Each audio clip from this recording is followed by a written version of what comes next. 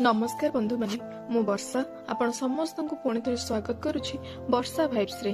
मु एही छोट शब्दटी आम जीवन सबुठारु बड़ सत्य, किंतु एही मु जेतेबेले आम मन रे अधिक जगह नहीं दिए सेतेबेले से आमको अहंकार पथरे नहीं थाए।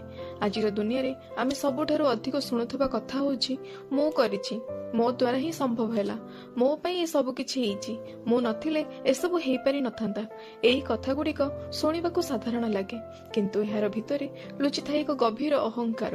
आमे धीरे धीरे भूली जाउछु जेउ दिन आमे प्रथमे चालिबा शिखिथिलु सेही दिन हमर हाथ धरिथिले आम मां, जेउ समय रे आमे हारि जाइथिलु सेही समय रे हमकु आश्वासन देइथिले आम बापा, आ जेउ समय रे आमे भांगी जाउथिलु सेही समय रे आम साथी होइथिले आम मित्र माने।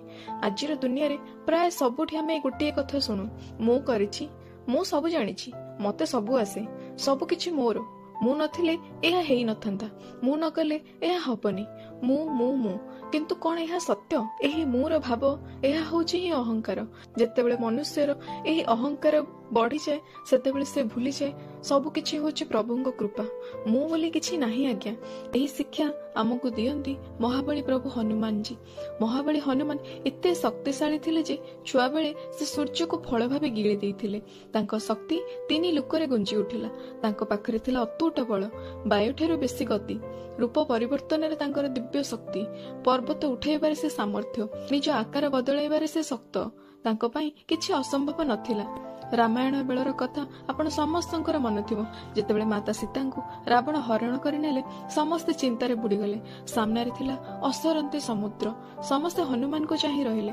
जम्बावत हनुमान को पाखकु जाई कहिले, हनुमान तमे करि परिबो, निज शक्ति को मने पकाओ, जाओ मां सीता संधान रे समुद्र लंघी जाओ। हनुमान जी गोटे डिया रे समुद्र लंघी गले। लंका रे निजर आकार छोट करी प्रवेश कले एवं जेतेबेले रावणर सामना को आसिले से हेले विशाल आकारर। तांको देखि समस्ते भयभीत होई गले।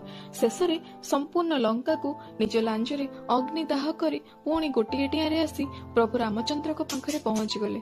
समस्ते जानिले जे हनुमान सामान्य बानर नुहंती, से होउचंती साक्षात महादेवंक अंश। जाम्बवत कहिथिले, हनुमान तुमे चाहिले रावण को मारी पारि थांत, तम पाखरे तो असीम शक्ति अछि।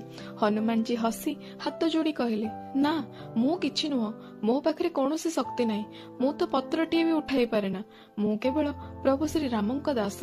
मो पाखरे जदि शक्ति अछि से सब तांकर कृपा, मु केवल तांको आज्ञा पालन करे। एहा होउची सत्य भक्ति और शक्ति। जेउठारे मु शेष हुए सेठारु प्रभु आरंभ हुअंती, जेउठारे मु शेष हुए सेउठारे अहंकार अंत हुए, सेठारे प्रभुंक कृपा वर्षे।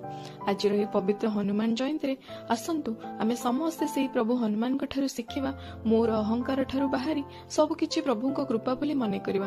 कारण आमे होउचंती किछि नुह, से सबु होउची प्रभुंक कृपा। जय श्री राम, जय हनुमान। बंधु माने जदि आपनको आजिर कथाटी भल लागि थाए तेबे वीडियो को लाइक, शेयर और सब्सक्राइब करिवे। रहिली, धन्यवाद।